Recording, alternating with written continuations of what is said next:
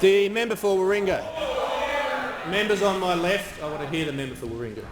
Mr Speaker, I seek leave to make a personal explanation. Does the member for Warringah claim to have been misrepresented? Oh, most grievously, Mr Speaker. The member for Warringah Mr may Speaker, proceed. in question time today, various Labor members, led by the Deputy Leader of the Opposition, put it to this parliament that I had somehow connived at a deal with Senator Leyonhjelm to weaken Australia's tough, gold standard gun control laws. This is absolutely and utterly false.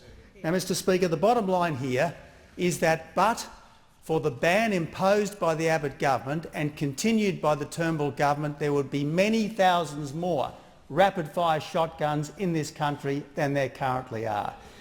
Mr Speaker, if I could refer to an advisor's note that I received on the 23rd of July last year. Note the date, the 23rd of July last year. Remember, Mr Speaker, the claim of a deal with Senator Leyonhjelm done on the 11th or the 12th of August.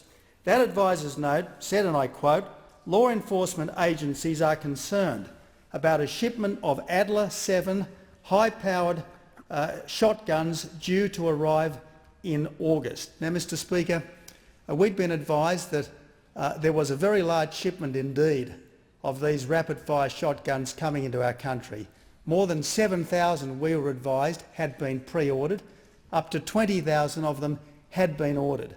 We were further advised that at that stage there were some 10,500 rapid-fire shotguns in this country.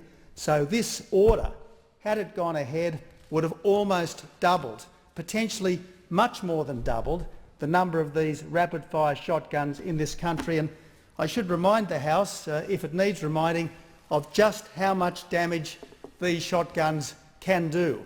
An old standard shotgun, let's never forget, Mr Speaker, was used at the Lindt Cafe siege, which locked down the city of Sydney for 18 hours. So, in response to this advice, my advisor's note continues, "The government will therefore take steps to place a temporary ban," repeat that, "a temporary ban on the importation of these shotguns until the review has been completed and a new national firearm agreement has been reached and all jurisdictions have updated their respective regulations."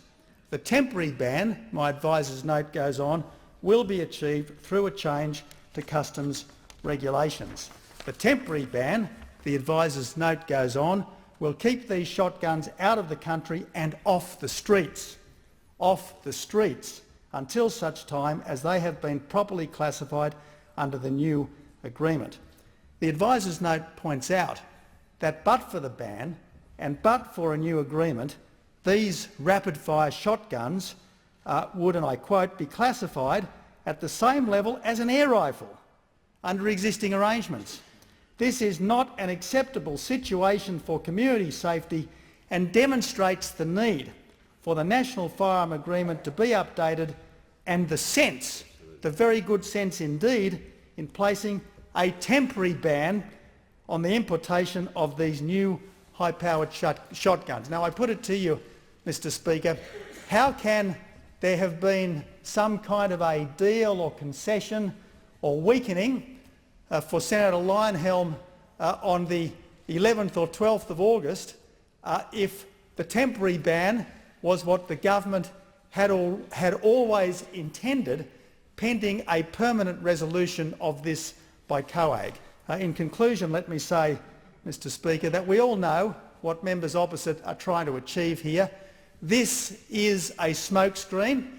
Everything said today was a smokescreen to cover up for the fact that Labor is running a protection racket for the CFMEU. The bottom line, Mr Speaker, is you can always trust this coalition. You can only trust this coalition to keep our country safe. The member for Warringah, I was about to ask to wrap up his marks.